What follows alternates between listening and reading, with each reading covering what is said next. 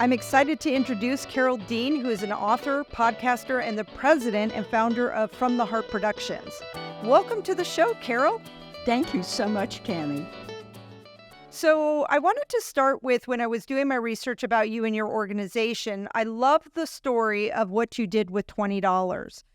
Can you tell us about how your $20 investment in unwanted film stock grew into studio film and tape? Yes, it was a lot of fun, a lot of work and dedication. But my husband was a cameraman, so I was invited to go to the set once in a while. So one night I got there. I watched them. I was particularly watching the camera part where they put on the 1,000-foot rolls of tape. And the actor would talk for like 3 or 4 minutes in this one night. And then they'd say cut, and then they'd say reloading. And then a new film would go on, and he kept missing his lines. That happened 5 or 6 times. So afterwards I said, what's that all about? What do you do with that film? Because there's 500 or 600 feet left on those rolls. And he said, oh, we wouldn't dare use those. We can them up, send them to the camera department, and we open new rolls tomorrow. So I gave it the title Short Ends. I want to know what happens. So short ends of film. I think I could sell those. He said, oh, for goodness sake, nobody would buy film that doesn't come from Kodak. Are you kidding? No, I'm not. I just can see this little business. So anyway, I was relentless. So he, to get rid of me, said, take $20 from the grocery money and see what you can do. So I did. I rented a typewriter. I photostated all the companies I could find in Hollywood, production companies, and some animators, and that happened to be the sweet spot, and I didn't know it. So I came back, typed up 250 letters, mailed them out, got one phone call from a guy in Burbank named Vic Shank. He was an animator. So he grilled me with questions. I had no idea what he was talking about. There was a new language motion picture world for me. But I convinced him to buy some raw stock, which I didn't own at the time. I had nothing, only an idea. So I sold him $100 worth of raw stock. Now, what do? So I promised to deliver it in 2 or 3 days. I got all dressed up. I called a guy at Columbia Studios, Bill Wiedemeyer, who was supposed to be a really nice guy. Talked my way into a meeting with him, got in his office. This is the 70s, so you've got the beehive and you've got the short skirt, got everything working for you. And I was young. I was prepared to chat about the current films and everything. And then I popped the question. I said, I want to buy some short ends. I'm starting a business, and I'm going to buy all the raw stock you have. I don't know where that came from. But anyway, he said, okay. I said, but today I have to start with 100 feet. So he said, oh, you have to be kidding. No. So we went to the vault, and he opened the vault, and I was in heaven. There were rows and racks of film. So what do? He says, oh, we get the silver content. Well, that's pennies. So that helped me because I knew that I had offered a price above what he was making. So he sold me this small amount of film.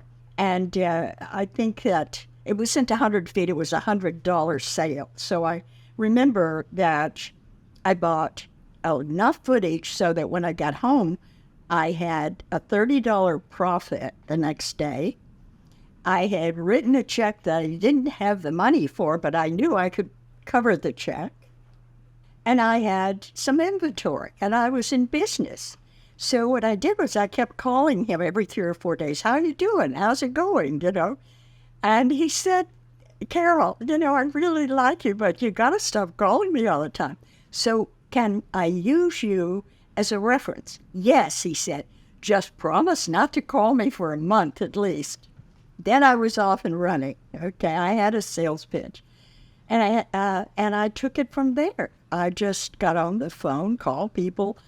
Animators were wonderful because 100 feet is a day's work, or was, for animators. And that was where I took off. I started with the animators and then expanded into the independent filmmakers. Roger Corman and all of those guys were out there making films, and they thought it was a great idea. But along the way, I sold to Bobby Caramico, who's a wonderful director of photography. And while he was watching a steamy love scene, an airplane flew through the film. So he called me. He was ready to kill me. That was an exposed film. So he became one of my best friends for life. And what he did was he met me. He helped me learn how to test film and send it. There was a lab called RGB in Hollywood. So I just kept getting all the technical side right and studying film, and it worked. I had a nice little business, and I ran it for 33 years with offices in L.A., on Highland, in the Film Center building in New York, and in Chicago downtown. Wow. Yeah, and you also helped a lot of young filmmakers that couldn't afford film stock.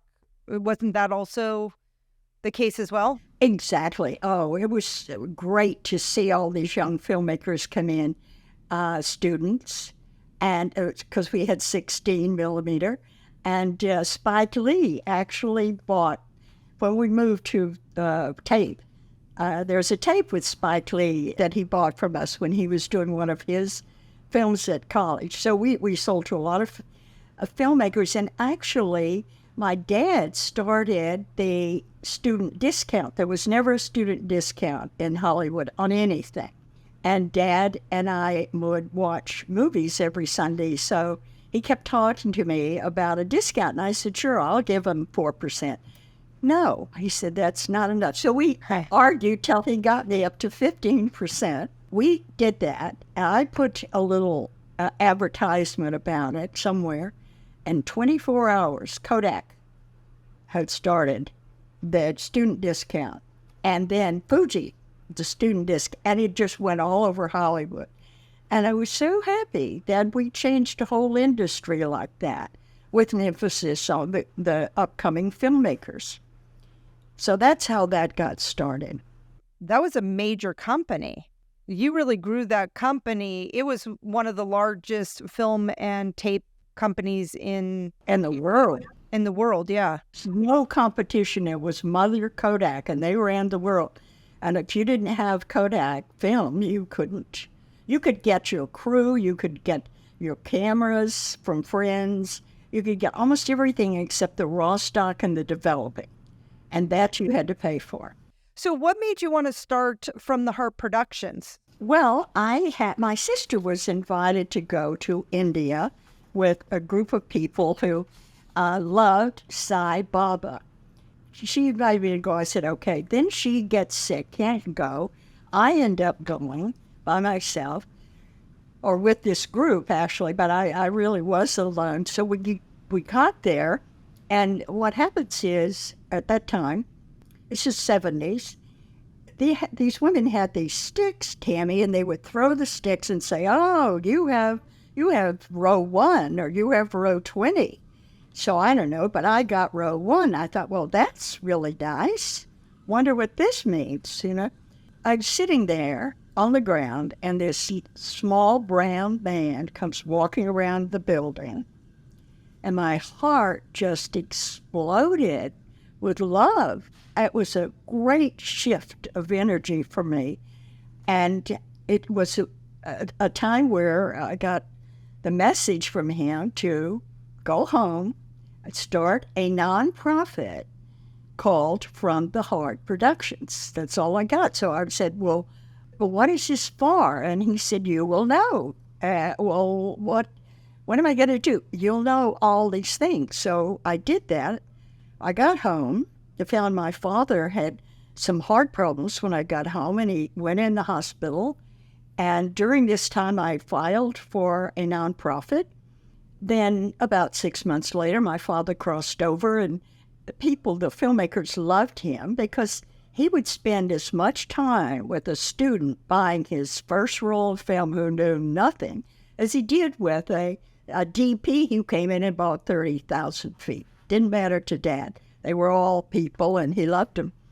So that's when the real stuff came out, that he had funded, all these filmmakers were calling me saying, Roy gave me the raw stock to do my thesis film, or Roy sent me to Paramount, to Dick Barlow, to say, give me some 35, and Roy Dean will trade that to me for 16. Anyway, Dad had all these ways, and I realized that while I'm so busy trying to collect hot checks and things in Hollywood, Dad had the right idea. He was giving it away.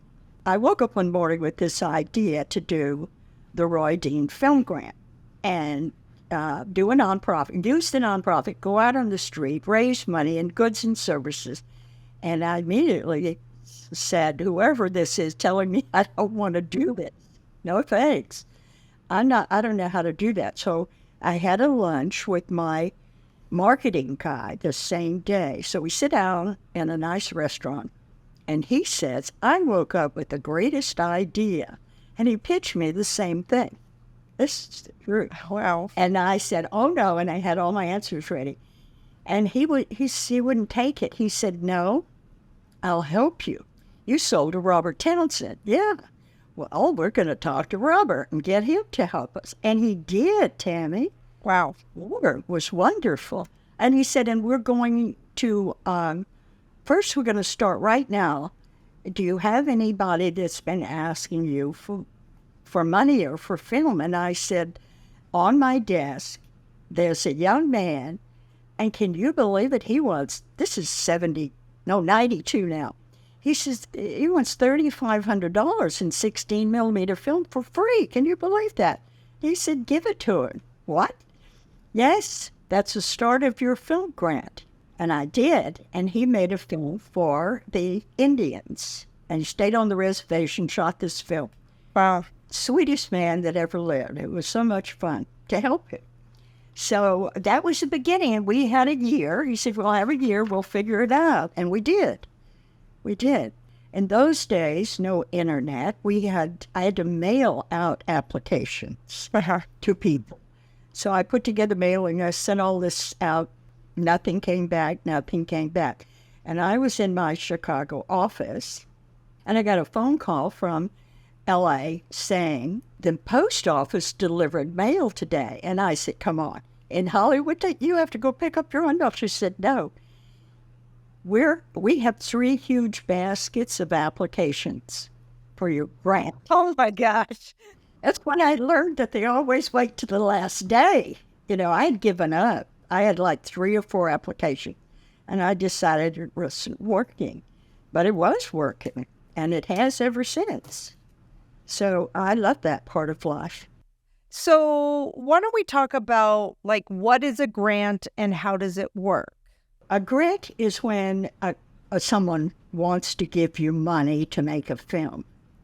And the idea is, first, you decide, does my film fit their criteria? This is the main reason grants are rejected, all right? So I don't recommend that people, sometimes they'll tell me, well, I'm thinking of going after a grant. They've never funded a film before, but they're going to love mine. Forget about it. No, it's a waste of your time. You need to find a grant that wants your type of film. And let's say you go to candide.org. That's where you really can find grants. And you find 20 great grants. Take maybe 10 of those. Put all your effort into the 10 easiest grants and see what you can achieve. Don't go for the whole thing. Do not use one application for everybody. This isn't that kind of world. This is an up-close and personal world that you have to realize. They want to know who you are, why you're making the film, what's your connection to the film. Because, Tammy, it's an average of 6 years to make a documentary and about 5 to 10 to make a feature. All right? So if you're not dedicated, you're just not going to make it. That has to be part of your DNA.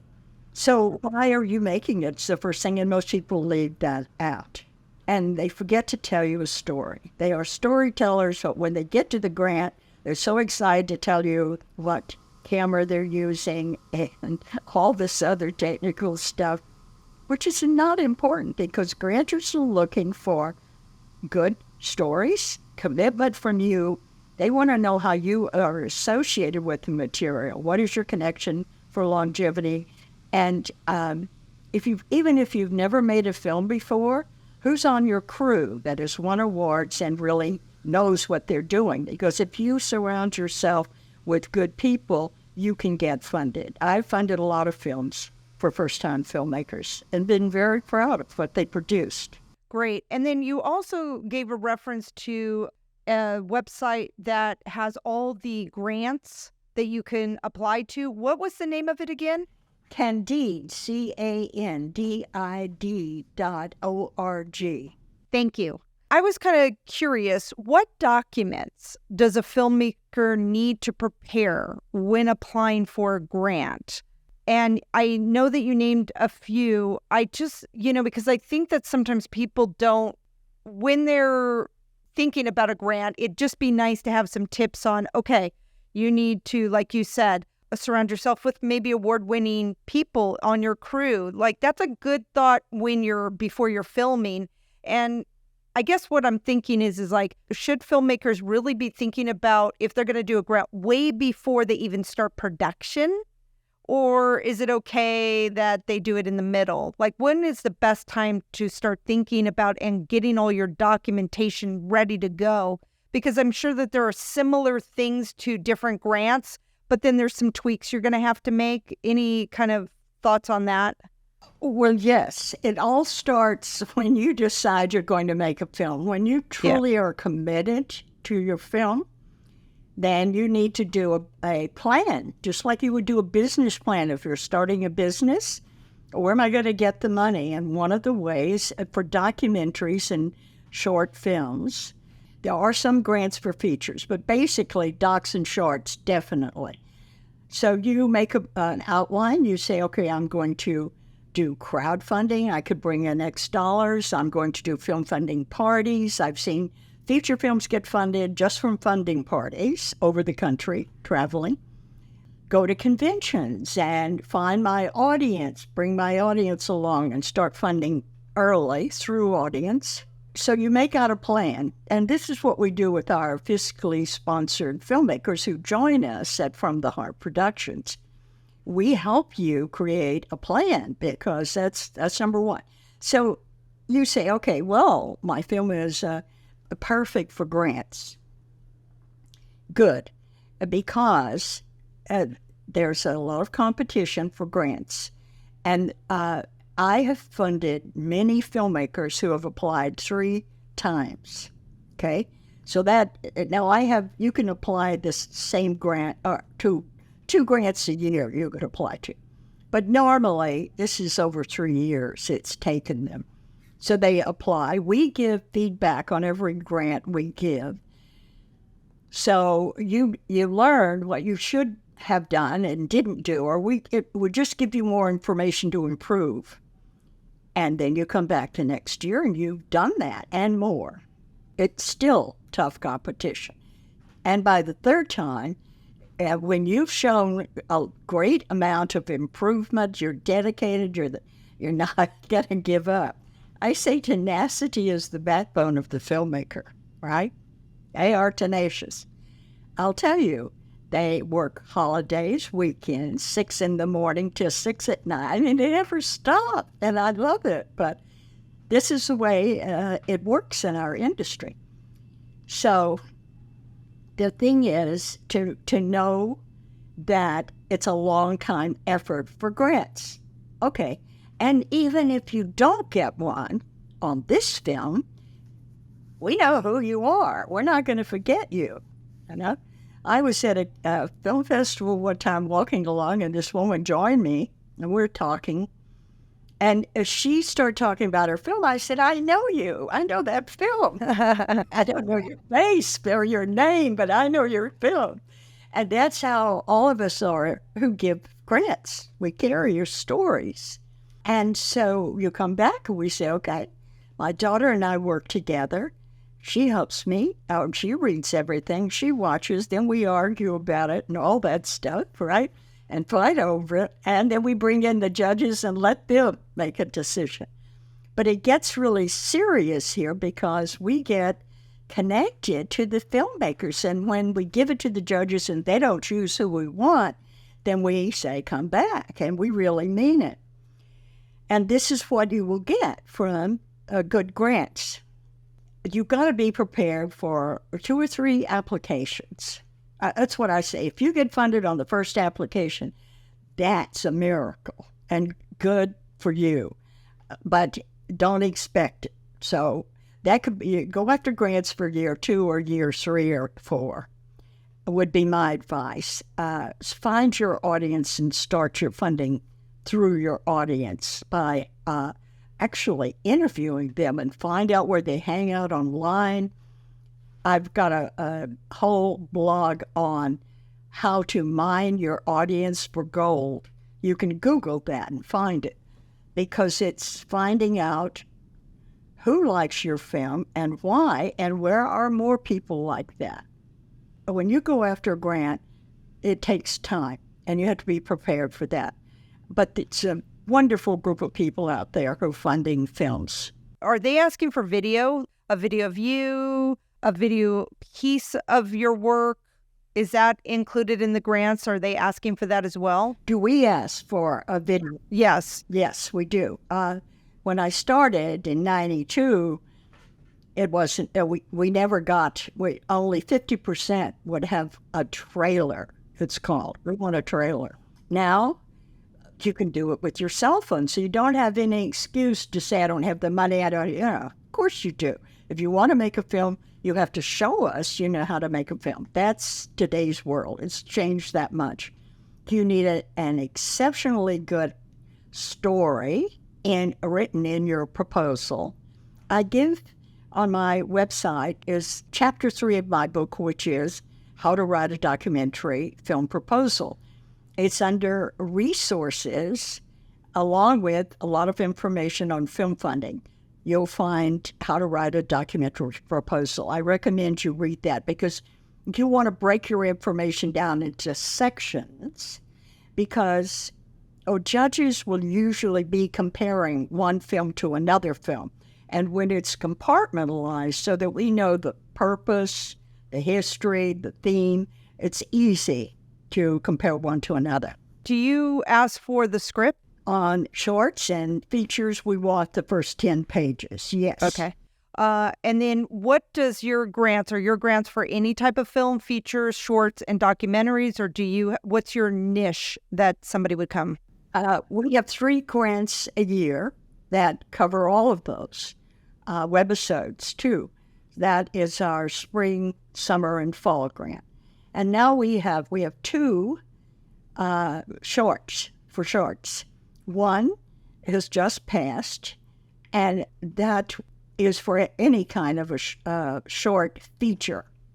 It's a narrative short. And now we've just started one for students. There are no, I can't believe it, but I couldn't find a student short film grant. So we're going to see this November 30th is the deadline. So anybody, even if you are 50 years old and you're taking classes and learning the film industry, you're welcome to go for this grant. So how much are the grants? Well, we keep them with goods and cash and goods and services around $20,000.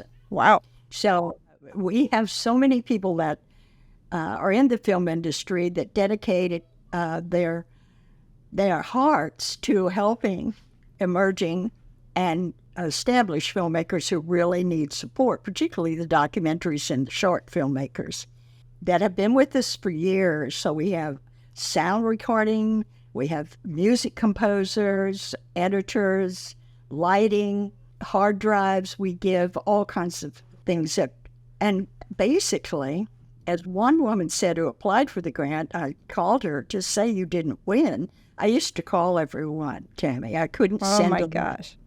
But I can't do that anymore. I mean, you must get, how many submissions do you get? Oh, well, it's a lot. We get a lot. But she said to me, I didn't expect to win. She said, but the thing that I was after more than anything were the connections, Carole. Because this is true. It's who you know in the filmmaking world is who you are. Right. Right? The more people you know, and then you get in this circle, and you're only 2 or 3 people removed from everybody you want. Yes. And that's how Hollywood works. So we do that. We introduce you to the top people in a lot of fields so that you are supported and you feel honored to work with these people. So I was just wondering, grant writing can be very intimidating for people. Any words of advice? Well, yes. There are some good grant writers in the country. They're hard to find, I will admit, because and there's only 2 that I recommend. So if anybody wants to know, they can email me and I'll give you those names. But the thing is that the majority of grant writers don't have your passion. And they're not connected. You're connected. So you really have to give it a try. And then find someone, maybe if you can't find a grant writer, find an English major or someone who can take what you're doing and help you improve it. Because we want you to put your heart on the page. I do. And my advice in funding is when you touch my heart, I reach for my pocketbook. Yes, that's really smart. That's so true. And you also do fiscal sponsorship. Can you tell us what that is and how it works? Yes, we do. And we have a lot of fun working with our fiscal sponsored filmmakers. First of all, the reason that most people are physically sponsored is so they can get the tax write-off, Their donors get to deduct whatever the donation is from their taxes because the IRS says that you can give up to 50% of your yearly salary to a nonprofit. If you're making $100,000, you can give $50,000 a year. So it's really easy to say to someone who's going to give you $1,000, it's definitely a tax write-off. You know that. So that's number one. That's usually why documentary and short filmmakers do it. And besides, you see, now the donor isn't writing the check to the filmmaker. They're writing it to the nonprofit. Right, so they write it to From the Heart Productions. We deposit the check. It clears. We pay the filmmaker. They make the film.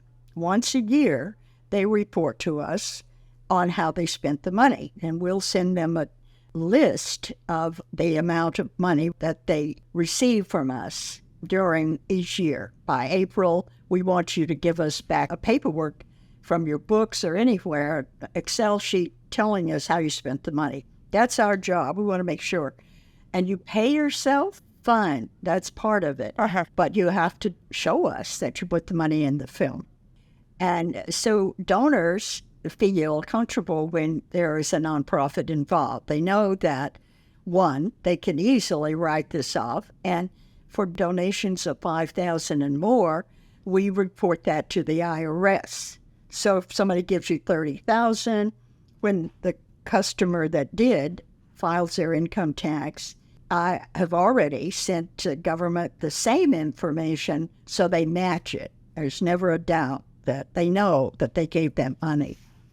We've been doing crowdfunding since 2011, so we really understand it's a different animal, and we teach you how to do it because education is what filmmakers need the most. And so we are really experts on crowdfunding. We give you guidance and advice. So we have our own platform that we pay for so you can use it. It has more analytics than Kickstarter. It's called We Did It. There's just a few of us in the nonprofit world that use it. It was designed for the nonprofit world, so it's perfect. And then, most importantly, you get free consultations. And you also have someone to pitch, so you can practice your pitch. This is really important. And you've got someone that would read your emails that you're going to make an ask in, read your proposal for a grant before you submit it. You'd be surprised when you get to know the films, how much the important things the filmmaker leaves out. I'm always amazed. You forgot to say, oh, really? Yeah, yeah. Because I look at it different than they do. I know what we want to fund. So you need someone to help you with that. And we also put your film on our website, and we help market you with our social networking. Now, because filmmakers are entrepreneurs, and they really need someone to help them understand money. And thank God I had 33 years running that business, so I have a lot of business acumen that I can give them. I know they're creatives, but you still have to know the money side. This is the business of Hollywood. So reading their proposal and helping them in those ways is really beneficial. So with sponsorship, I'm assuming you have requirements, like you just said, like we want to know how you spend the money. Is there a time frame too? Like you need to make the film in a year, or is there any other note? No, because family life gets in the way. Yeah. Well, that's nice. Get started with your film and something happens, you put it on hold, you come back to it a year later. It happens all the time.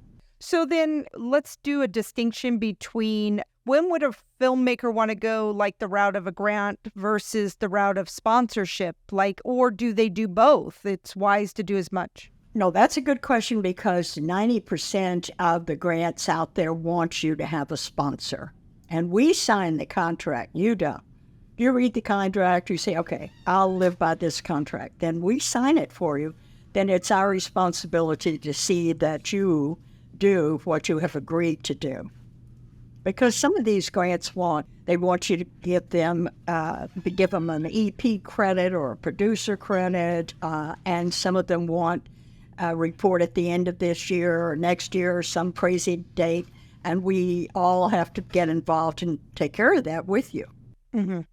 I like that. So you also have a class, Intentional Filmmaking. Do you mind talking about what's in the course? Oh, thank you for that, because I have a lot of fun. Tom Malloy and I both teach this class together, and both of us are big believers that the power of your mind is your greatest asset in funding. So we start with what is your goal? And most people do not have goals, so we get them to set their goal. We teach them how to word their goal, how to live with it on a daily basis, how to make their to-do list to achieve the goal. That's the key factor. And then we start, once they have a direction and a vision, they've got to see where they are or want to be in 6 months or a year. So then we start teaching. We teach them how to build a deck, how to write a documentary proposal, how to pitch your film. We do a whole class on film pitching. And now, Tom also is part owner of a distribution company. So he gets pitched 1,000 times a week, And so he will explain to you, when you start pitching him and you're telling him a complicated story with 20 characters and all this stuff, he'll say, no, don't do that. Let's talk about the issue here, right? Oh, you're talking about AI overtaking human jobs? Let's go to that. Let's talk about the sizzle.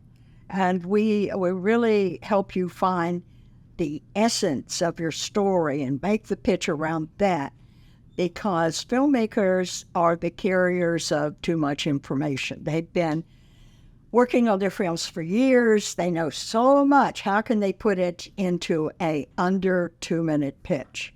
That is a craft, and that's what we teach. And we have a lot of fun, and we see a lot of success come out of our classes.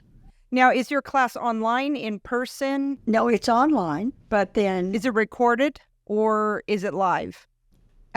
It's a live when we teach it, and then you get the recording afterwards, and they last for years.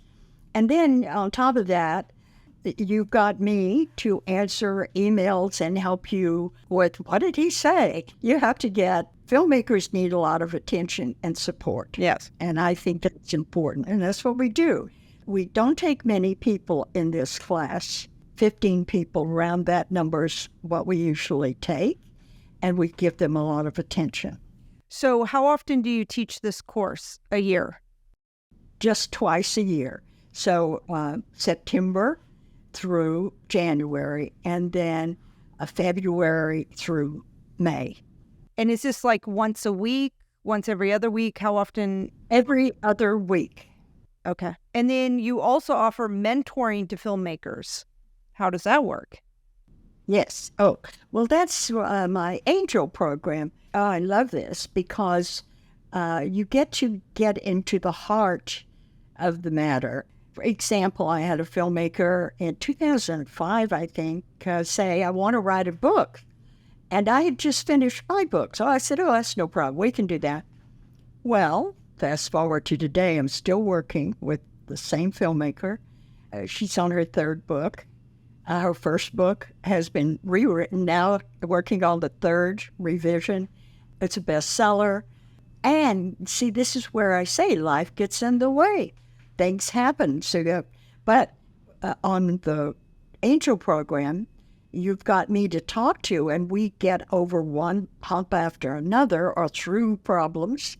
We find a way to keep going and reach the goals. It's all about goal setting and achievement in the Angel program. I love that. And sometimes you set out on one path and that doesn't work. So you make a correction and you find what does work. But it's a lot easier and faster when you have someone to help you. Absolutely. Absolutely. I like the lead in. So you wrote a book, The Art of Film Funding, Alternative Financing Concepts. So what made you want to write the book? And I'm always curious, like, how long did it take you to write it? Well, I bought a little cottage when I sold my company. I was so proud that I sold a company to an honest man, and he really paid me. I mean, that's an achievement in Hollywood. I bought a little cottage in the country, in the South Island, and I took myself over there with the intent to write a book. Now, how I got the cottage was there's a guy that I knew had a sheep farm in New Zealand, 10,000 acres, giant place. And on the way to his house, I was visiting him. He slowed down for this one-way bridge, and there was a lovely cottage with wisteria across the balcony in the front. I said, my gosh, it's right on a river. Look at that house. I'm going to buy that house one day and write a book. And we laughed about it. But I was serious, and I kept thinking all the time I was there of what I would do if I lived in New Zealand. Well, I go home and get back into the film industry and forget about it. And then 9/11 happened. So I called my friend and said, is that house for sale? And he said, no, there's a couple lives there. They're very happy. Well, I'm coming over anyway. I mean, who knows? So I did. They were happy to sell. So I had a little house, took myself over with the idea of alternative financing concepts, because having sold short ends and then gotten into the video world, right? Well, the company ended up being the largest video reprocessing company in America. Thousands a month we reprocessed and sold. So I decided that I would try to take the time to explain to filmmakers how to think outside the box. I wanted to give them some guidance on the business side and to explain to them that not to be afraid of film funding, that it's the same creativity you use to make the film you use to fund the film. So here's some creative ideas. Take these and expand on them. That was the original idea of the book. And then when I did the second edition, a documentarian said, give them everything. Give them fair use. Give them the law. Tell them about the lawyers and all, chain of title. Tell them everything. So I did. That was the second edition. That was being taught in a lot of the colleges. So that book I'm very proud of. It does have everything you need. But then I started my podcast on the same title, The Art of Film Funding, because by the time I finished the second edition, got it printed, a year had gone by and a lot of changes were going on in the film industry. So I started that to keep everyone abreast of the changes. The book is a compendium of information that's very beneficial. But then if you want to know what's new, you can listen to the podcast. I love it. So how long did you stay in New Zealand to write the book? Oh, well, you can only stay 6 months. So I had a deadline. That was the best thing that could happen to me. I knew I had to get it finished. And here's the funny story. I never told anyone I was writing a book. But in New Zealand, they just stop by. They see your car, and they knock on the door and say, let's have a cuppa. C-U-P-P-A, a cuppa, anything. So I had to start hiding my car because I didn't want her to know I was there because I had so much company out in the country. So I did finish the book. There's the bunch of us got together for dinner one night. I was so excited to announce I'd finished my book because I hadn't told anybody about it. So I said, I'm really excited. I finished my book today. And everybody just kept on eating and nodding their head. Oh, that's good. Glad to hear that. Everything. I said, but I never told you I was writing a book. And John Holt said, my friend, no, you told me that in 92, that you were, and this is 2003. You told me you were going to write a book. I told everybody, but that's what we figured you were doing, locked up in that house. Aw, that's so sweet. So it was a lot of fun. And I had promised myself that I would publish my own book, all right, because I didn't want to be disappointed if it didn't get published. So I published it, and then I started teaching it. And then Michael Wiese. Well, I have to say, every day as I did my yoga and my exercises, I said, I love my distributor. My distributor is the nicest person in the world, takes me to lunch, takes good care of me, and they promote me. It's the best thing I ever did. And somebody handed Michael Wiese my book, first edition that I had done, and he loved it, and he called me. So see, that is the power of setting goals and your intention and moving towards it. This is what I teach. It's really important for people to realize your own personal power. So he published my book and published a second edition. That's what I teach in the intentional filmmaking class. Set your goals and go after. And that's what I do in the Angel program. It's the only way to get where you want to go. Wow, I just think you are so resourceful, a go-getter, hard worker, just a powerhouse, really. You make things happen, and I really agree with the power of your mind. I definitely can concur with that, it's all about the way that you think and then having goals and stuff. So it's really cool that you have that information out there for people and helping people out. Thank you, Tammy. That's a nice compliment. Yeah, well, I mean, I'm just so honored to have you on the show. When I saw that you wrote the book, I was like, oh my God, I know that book. I think I even have that book. That was so great. And also all the things that you've done. So do you want to tell us a little bit about your free class that you're offering once a month? Thank you, Tammy. Yes, I do. It's called Everything You Want to Know About Film Funding. And every month we have this class, and it's free. And we've covered making a trailer, music for trailers, how to edit a trailer, film funding, crowdfunding, making an ask, funding parties, marketing for your film. And in October, we're going to get into the new idea of funding your feature through investments by crowdfunding. So I'm always trying to stay on top of what's new in the universe. And that's what this class is all about. So if you want to get on the class, all you have to do is sign up for the newsletter. And so you can do that by just going to the website from theheartproductions.com. You do have a podcast, The Art of Film Funding.